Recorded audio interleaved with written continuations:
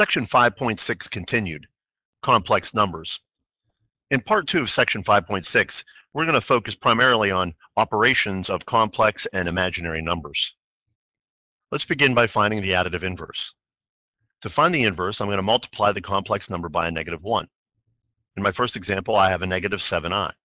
To find the inverse, I'll multiply by a negative 1. A negative times a negative is a positive 7i. This is the inverse to a negative 7i.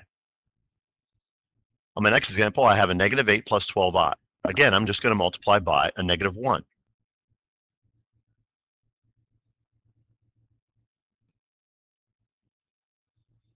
The only difference here is I need to distribute through my complex number. A negative times a negative is a positive 8. And a negative times a positive is a negative 12i. Next, we want to add and subtract our imaginary and complex numbers like variable expressions.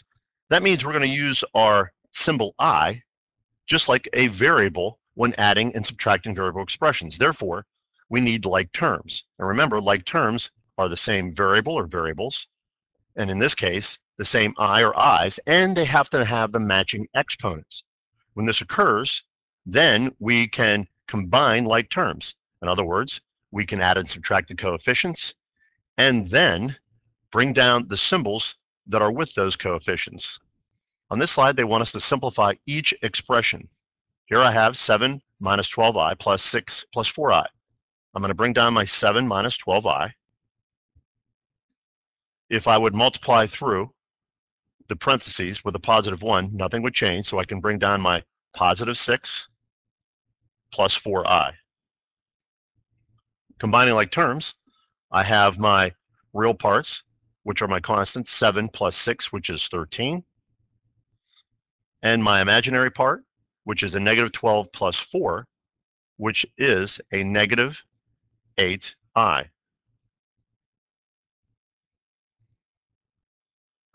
Here I bring down my 9i, but I need to distribute through the parentheses with my negative 1. Negative times a positive is a negative 8. Negative times a negative is a positive 2i. Combining like terms, I have to write this in complex standard form, which is a plus bi, so my real part comes first, so my negative 8. And 9i plus 2i is 11i. Again, they want me to simplify the expression. I bring down my negative 15. Here I need to distribute with my negative 1. A negative times a negative is a positive 4. And a negative times a negative is a positive I. Combining like terms, I have a negative 15 plus 4, which is a negative 11, plus I. Next, we want to be able to multiply complex numbers. To do that, we need to understand the powers of imaginary numbers. Here we know that I is the square root of a negative 1. We need to understand that I squared is a negative square root of a negative 1 squared. But this does not equal 1. It equals a negative 1. We know this because if I take the square root of 3 and square it, our solution is 3. It's what's inside the radical. So that's the same situation here. When I square this radical, I get what's inside the radical, which is a negative 1. When I cube I, that is the square root of a negative 1 cubed. This case gives me I squared times I. We know I squared is a negative 1, and I is the square root of a negative 1. I to the fourth would be I squared times I squared, which is a negative 1 times a negative 1, which is 1. Then we can see that the process just continues and repeats itself with I to the fifth, I to the sixth, I to the seventh, and I to the eighth being identical to I squared, I cubed, and I to the fourth. Let's look at some examples. Here they want me to simplify each expression. I have a negative 5i times 7i. A negative 5 times 7 is a negative 35.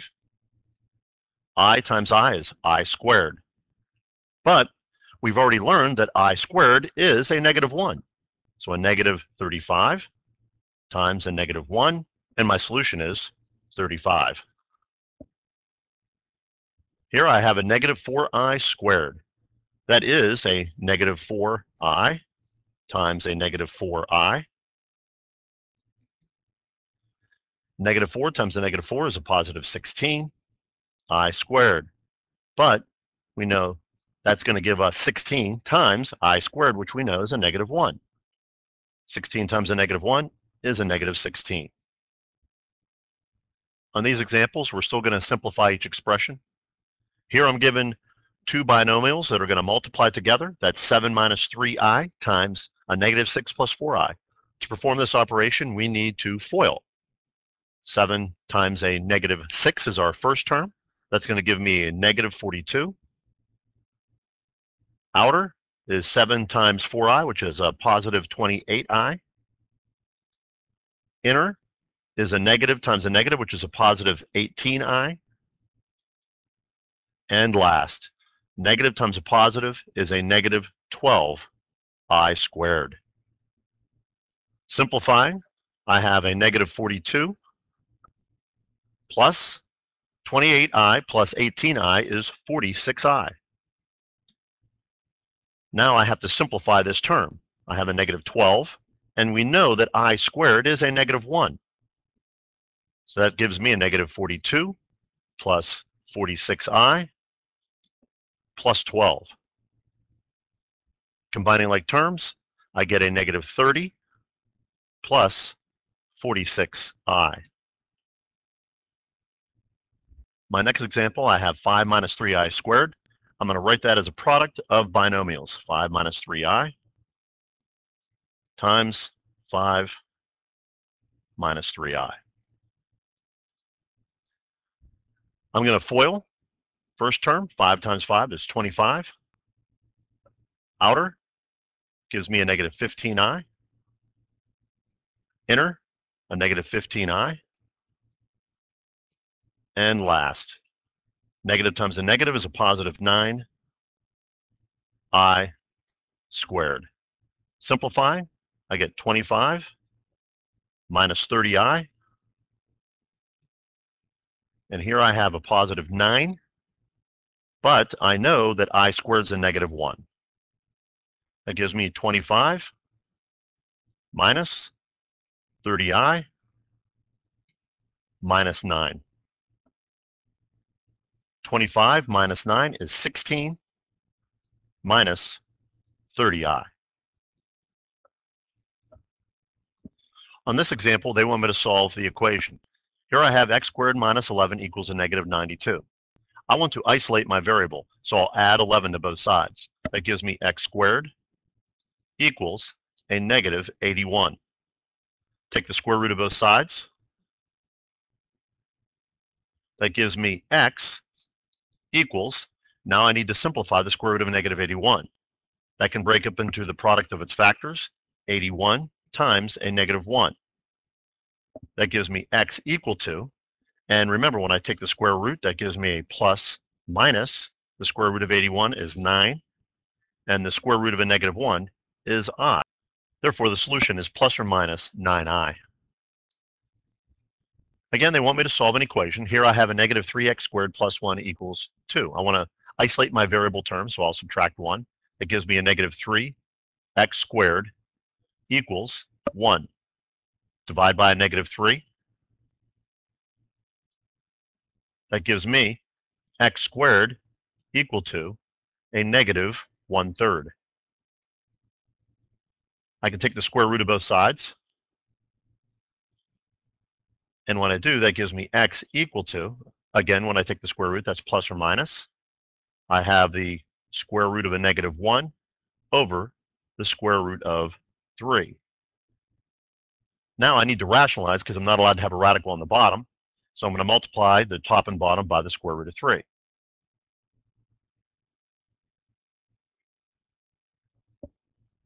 And when I do, that gives me x equal to plus or minus the square root of a negative 1 times the square root of 3.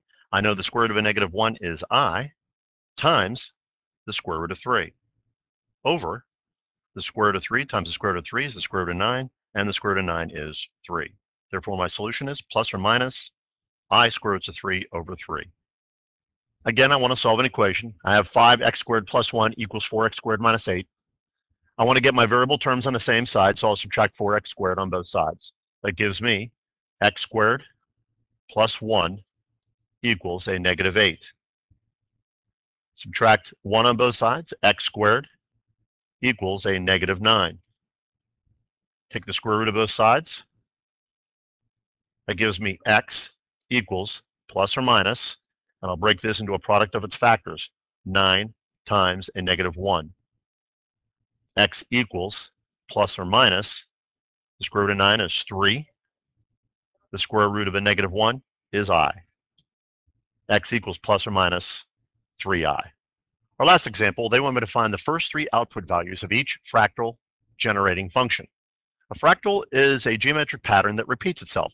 Here, algebraically, we want this to repeat itself. So we're going to start with our first input value of z equals 0, find its solution, and substitute its solution back in, find the solution again, and substitute it back in until I get the first 3 output values. So let's begin. F of 0 equals 0 squared minus 1 plus I.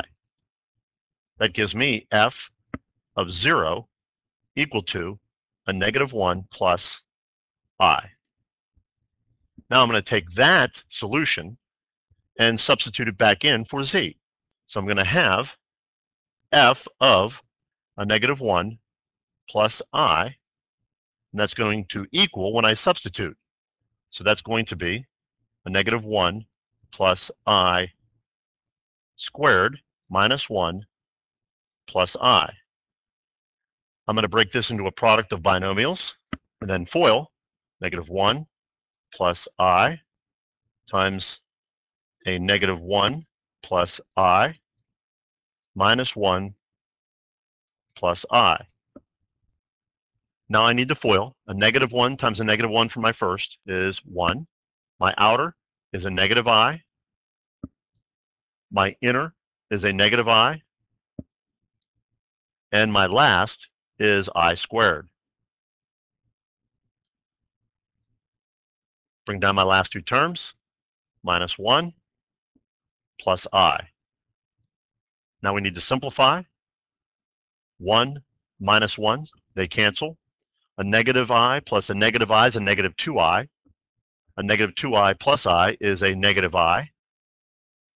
And we know that I squared is a negative 1. Now I have to put that in standard complex form, which is a negative 1 minus I. Here's my first output value. Here's my second output value. Now I need to substitute that back into my original function and get my third output value. So when I do, I'm going to have f of a negative 1 minus I, and that's going to equal a negative 1 minus I, and that quantity is squared, minus 1 plus I. I need to write this as a product of binomials. A negative 1 minus I, a negative 1 minus I. Bring down the last 2 terms, minus 1 plus I. Now I need to FOIL again. Negative times a negative is 1. My outer term is a positive I. My inner term is a positive I. And my last term is a positive I squared. Bring down my last 2 terms, minus 1 plus I. And then I simplify. I'm going to have 1 minus 1. They cancel. I plus I is 2I. Plus I is 3I.